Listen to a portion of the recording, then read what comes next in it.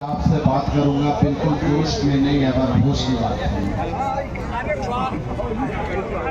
देख लीजिए, ये वक्फ एक्ट पास कर दिया गया है, कानून बन गया है। ये बिल नहीं है, कानून है। ये एक चालाकी है, धोखा है, एक समाज को मिटाने की कोशिश है। ये कानूनी नहीं है।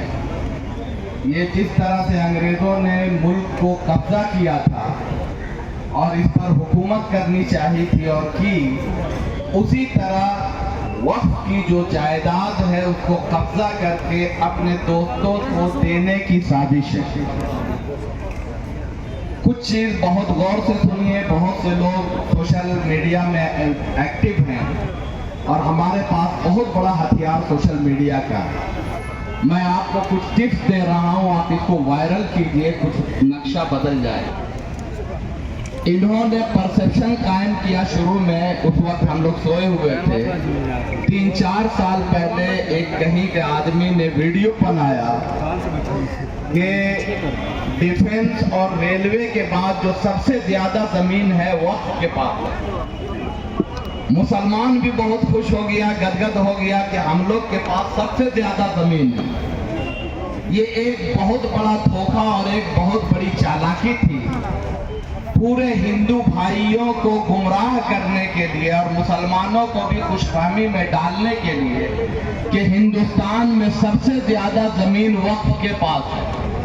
ये इतना बड़ा झूठ है, इतना बड़ा झूठ है, जैसे दिन को कहा रात कहा जाए, उतना बड़ा झूठ है। अब मैं आपको कुछ डाटा देता हूं। ना रेलवे के पास सबसे ज्यादा जमीन है, ना डिफेंस के पास है, और वक्फ के पास तो कुछ भी नहीं है। इनके पास 9,40,000 एकड़ जमीन है ऑन रिकॉर्ड। अब आगे सुनिए। 3 से 4% के बीच में एक कम्युनिटी रहती है जिसको हम ईसाई भाई कहते हैं। उनकी जमीन कितनी है कुछ पता है? आप सोच भी नहीं सकते, आपके ख्वाब में भी नहीं आ सकता। कैथोलिक चर्च के पास 17 करोड़ 29 लाख एकड़ जमीन है। कितना है ऑन रिकॉर्ड? बहुत गौर से सुनिएगा, इसको वायरल कीजिए। कितना है याद कीजिए, 17 करोड़ 29 लाख एकड़ जमीन है, और उसके मुकाबले में वक्त के पास कितना है? 9,40,000। हिंदू भाइयों के पास जो उनके जो ट्रस्ट के तहत इंडिया में है, जो ऑन रिकॉर्ड है, 20 लाख एकड़ जमीन है। कितनी है? 20 लाख। और 4 स्टेट में, सिर्फ 4 स्टेट में, तमिलनाडु, तेलंगाना, आंध्रा और उड़ीसा, जो हमारे एंडोमेंट एक्ट के तहत जो उनके पास जमीन है, 10 लाख एकड़ जमीन है।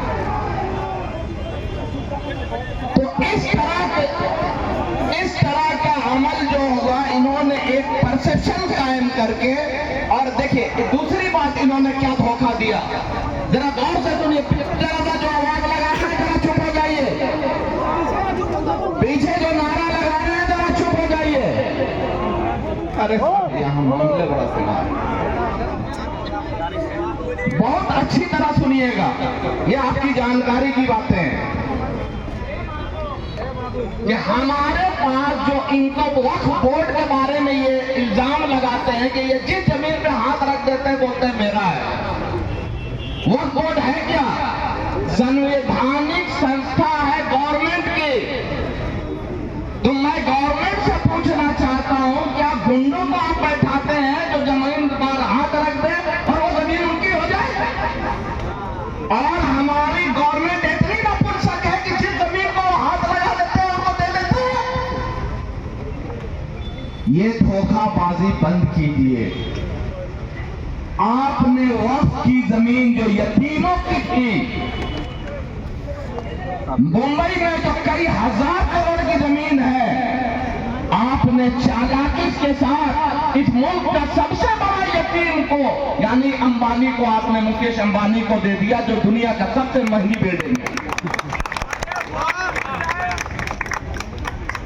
यानी यतीमों की जमीन, वो यतीम खाना था और आपने उसको सबसे बड़े यतीम को, जो इस मुल्क का सबसे बड़ा अमीर है, उसको उन्हें वो जमीन दे दिया।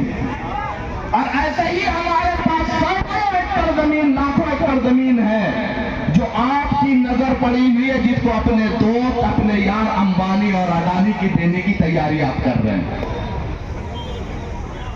आज तक इन लोगों ने 11 साल में कभी नहीं मुसलमानों के फेवर में बात की थी। रिजिजू जी ने, जब मैं उनको रिजू जी बोलता हूँ, वही है ये, तो बोल रहे थे मेरे सीधे साधे मुसलमान भाइयों, मेरे सीधे साधे, उनके सीधे साधे मुसलमान भाइयों को बहकाया जा रहा है।